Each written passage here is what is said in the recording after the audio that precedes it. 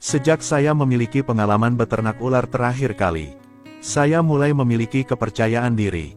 Teman saya akan memberi saya seekor ular berkepala dua. Ular berkepala dua itu bukanlah ular yang sederhana. Ini adalah perkembangan dua kepala yang disebabkan oleh mutasi genetik. Setiap kepala seperti ular yang mandiri. Benar-benar punya cara berpikir dan bertindak sendiri-sendiri.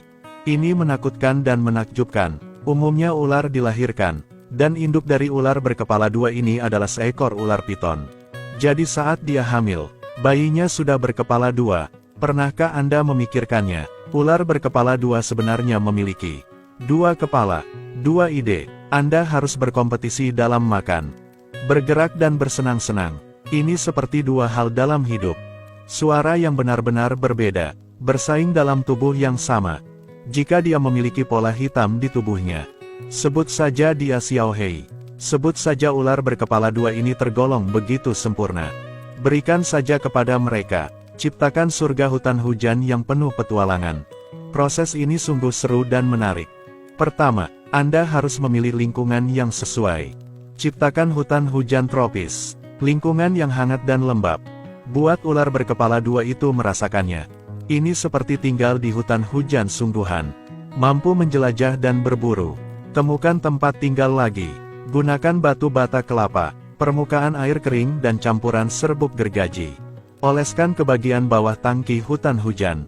Setelah diberi air, batu bata kelapa menyerap air dan menjadi lebih besar.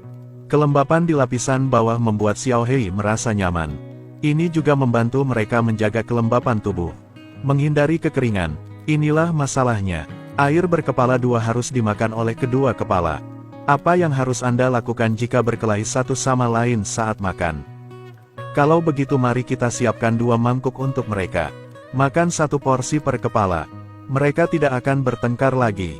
Kemudian gunakan ranting dan balok kayu. Tingkatkan penyembunyian Yulin Gang. Biarlah ular berkepala dua itu memiliki rasa aman yang utuh. Taburkan selapis daun alami yang berguguran. Buat Xiao Hei merasa seperti berada jauh di dalam hutan. Kudengar ular jenis ini suka memanjat tanaman merambat. Saya hanya punya tali tipis seperti ini di rumah. Cara membuat talinya lebih mirip. Bagaimana dengan tanaman merambat di hutan hujan? Dengan cara mengoleskan lem kaca pada tali. Lalu tempelkan sedikit tanah tempurung kelapa dan lumut. Saat bahan-bahan ini diikat menjadi satu, bagian tali yang merambat akan terlihat seperti hutan hujan sungguhan. Seperti pohon anggur, menyediakan jalur udara alami untuk ular berkepala dua. Kemudian tempatkan tempat berlindung di dasar tangki hutan hujan. Pasang penghalang di pintu shelter. Saya ingin memata-matai mereka ketika mereka keluar. Apakah saya akan terjebak di sini? Konflik halus terjadi di otak kecil mata. Kerangka hutan hujan telah dibangun. Langkah selanjutnya adalah menanam beberapa tanaman yang cocok.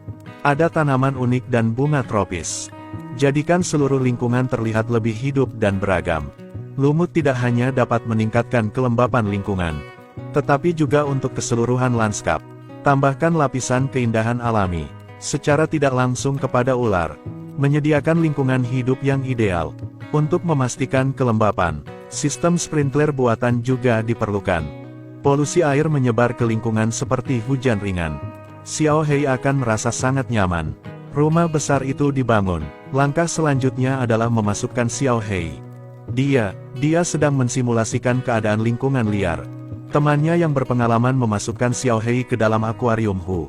Dia segera mulai menjelajah. Kedua kepala Xiao Hei mengendalikan tubuhnya.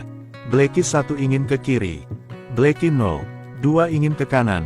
Mereka sedikit kewalahan, tapi usia mereka sudah 1 tahun.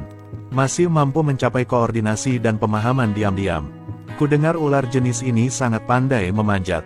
Letakkan Xiao Hei di dahan dan lihatlah. Benar saja, dia berjalan santai di antara tanaman merambat. Teman-teman yang sering memelihara ular berkepala dua pasti tahu hal itu. Kedua kepala ular berkepala dua ini memiliki kepribadian yang sangat berbeda. Kepala di sisi kiri lebih lembut. Kepala di sebelah kanan lebih aktif. Saat teman mengacungkan jari ke depannya, nomor 1 di sebelah kiri dengan tenang berada di dalam pintu. Kepala di sebelah kanan tampak lebih berhati-hati dan waspada.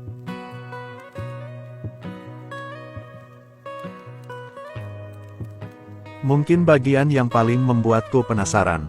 Anda harus memakan kedua kepala ular berkepala dua. Apa yang harus Anda lakukan jika berkelahi satu sama lain saat makan? Saya mengeluarkan tikus pakan beku. Xiao Hei No. Satu menggigitnya dalam satu gigitan. Nampaknya si nomor satu lebih aktif makan. Saya mendengar bahwa No. 2 tidak berinisiatif untuk makan. Tapi ini tidak membuat No. 2 lapar. Karena mereka mempunyai tubuh yang sama. Saat nomor satu masih perlahan menikmati makanan lezat, saya sudah memikirkan kemana harus pergi selanjutnya. Untuk mengamati mereka makan pada waktu yang sama. Keesokan harinya saya membawa 2 porsi makanan. Umpan nomor 1 dan nomor 2 secara bersamaan. Tapi nomor 1 masih memakan seekor tikus. Nomor 2 tidak mendapat tanggapan. Saat nomor 1 sedang makan, nomor 2 terasa terlalu membosang. Dia juga mulai menggigit.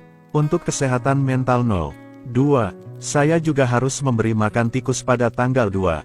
Mencoba, sebuah proses berkembang biak yang penuh tantangan dan kesenangan. Anda tidak akan pernah bisa sepenuhnya memprediksi perilaku ular berkepala dua. Setiap kali saya masuk ke habitatnya, ini semua merupakan eksplorasi dan penemuan baru.